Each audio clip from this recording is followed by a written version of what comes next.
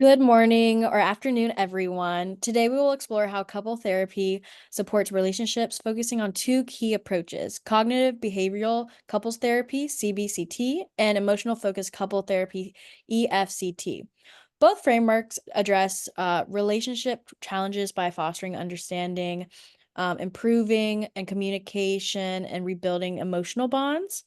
We will begin with an overview of CBCT, following by its techniques and applications, and then transition to EFCT and highlights its attachment based methods. A brief video will also demonstrate these concepts, okay?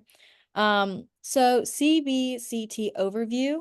Cognitive behavioral couple therapy combines cognitive strategies with behavioral techniques. It focuses on helping couples identify negative thoughts, patterns, driving their conflicts, and replacing them with constructive behaviors.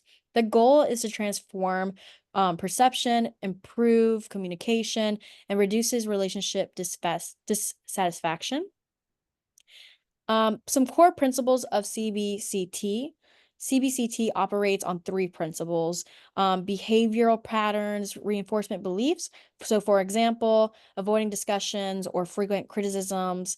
It kind of like is a constant cycle, negative cycle.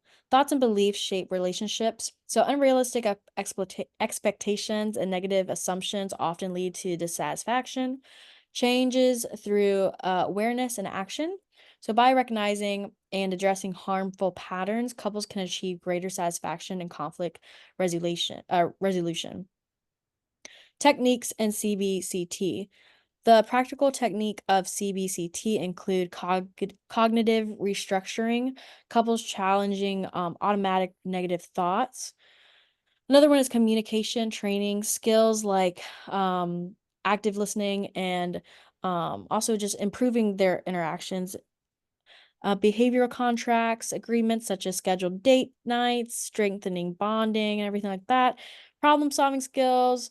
Collaboration replaces blame and resolving conflicts. Focusing on individual contributions, each partner reflects on their impact on their relationship dynamic. So in this video, we're going to kind of see this principle in action. The following video illustrates CBCT techniques, emphasizing how couples identify and reframe conflict patterns. Beyond that, the differences in working with couples is that I can have them practice the techniques between the two of them in session, communication techniques, practicing empathy, practicing paraphrasing each other's words, and also having them practice assertiveness too. And the other difference is I have someone right there to provide a different interpretation. For example, if you uh, see your husband as being very aggressive, and his method of stress management indeed is yelling and screaming, you can interpret his actions as being abusive when he really may be just yelling at the heavens in general. But more importantly, it may trigger a belief in your about yourself, that you're helpless, that you're out of control, perhaps even that you're unlovable. And the automatic thoughts could be that if he really loved me, he wouldn't be doing this. Well, in the course of marital therapy, we're looking at and having you evaluate your own ideas, your own beliefs that are triggered by his actions. And likewise with him, he sees your more benign, perhaps even passive demeanor, and he sees himself as having the burden of being proactive, the burden of doing things in the family. And he feels helpless. He feels overwhelmed because he feels that it's all on him. And he has the automatic thought, perhaps, that he is alone. He's the only one who cares. Has she no heart? Well, I'd work with him to examine that belief and to find alternative ways to look at himself in the ideas and beliefs get triggered by your behavior. Beyond that, the differences in